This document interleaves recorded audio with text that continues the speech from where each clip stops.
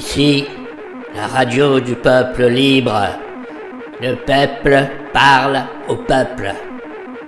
Voici votre émission, la minute de vérité. Chers auditeurs résistants, pour cette minute de vérité numéro 4, voici quelques messages personnels. Le président de la République française est le chef de l'État en France, exerçant les plus hautes fonctions du pouvoir exécutif de la République. Je répète, le président de la République française est le chef de l'État en France, exerçant les plus hautes fonctions du pouvoir exécutif de la République. Autre message personnel.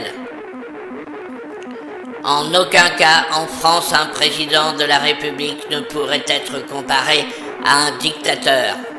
Je répète, en aucun cas en France un président de la République ne pourrait être comparé à un dictateur.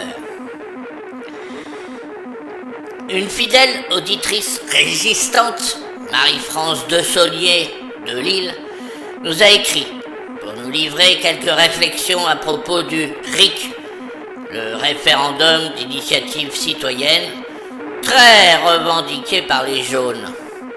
Voici ce que nous dit Marie-France Dessolier de Lille à propos de ce fameux RIC. Le RIC n'est pas fait pour les Français. Il est censé repenser les rapports entre le pouvoir et les citoyens et renforcer la démocratie. Mais la France n'est pas la Suisse. Or, les jaunes ont été inspirés par la Suisse pour réclamer ce procédé. On sait que c'est Étienne Chouard, un blogueur, qui a introduit l'idée du RIC en France. Mais attention, il fait l'objet de polémiques pour avoir défendu des thèses et des personnalités affiliées à l'extrême droite ou conspirationnistes, notamment Alain Soral. Donc ça commençait déjà très mal. Un sympathisant de thèse et des gens plus que douteux sur le propos démocratique ne saurait faire cadeau de bonnes idées. Conspirationnisme, antisémitisme, négationnisme sont liés au nom de Chouard, même si celui-ci, et c'est son droit, le conteste. À propos du désir de référendum, Valéry Giscard d'Estaing, ancien président de la République française, a dit ironiquement « Belle idée que le référendum, à condition que la réponse soit celle qu'attendent les inspirateurs de ce référendum. Ceux qui veulent le RIC n'ont pas l'esprit de responsabilité. Ça se voit sur les ronds-points, ça se voit dans les manifs où sont invités les Black Blocs, ça se voit dans le refus de toute représentativité ou organisation, ça se voit dans le refus de présenter un projet politique cohérent au peuple. Ceux qui veulent le RIC n'ont pas l'esprit de compromis. Ce qui les intéresse dans le RIC, c'est qu'il serait abrogatoire et révocatoire. Ils se réjouissent à l'avance du plaisir de révoquer à discrétion tout responsable dont la tête ne leur reviendrait plus du jour au lendemain, et d'abroger également du jour au lendemain toute loi qui ne les servirait plus suffisamment. En fait, supprimer les opposants, abroger les lois, attention, ce sont des actes fascistes. Le RIC permettrait l'instauration d'une sorte de crypto-fascisme, dissimulé ou inconscient, dissimulé sous des apparences de démocratie directe.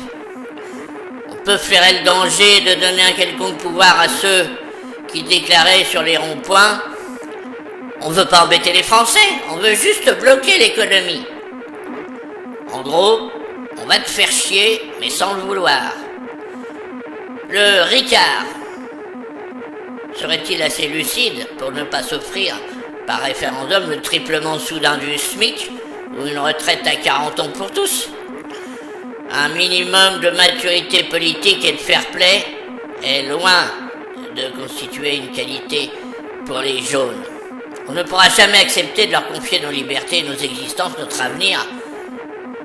Il faut que raison demeure. Voilà, c'était l'analyse de Madame Marie-France de Saunier de Lille. Nous la remercions pour son message et ses encouragements. Chers auditeurs résistants, notre émission numéro 4 de La Minute de Vérité se termine. Voici, avant de nous quitter, une phrase à méditer. Il y a dans le jaunisme une morale, mais cette morale est conquérante. Et par là, le jaunisme devient une religion. Je répète. Il y a dans le jaunisme une morale, mais cette morale est conquérante. Et par là, le jaunisme devient une religion. Merci de votre fidélité, chers auditeurs résistants. Et à bientôt pour une prochaine émission de La Minute de Vérité.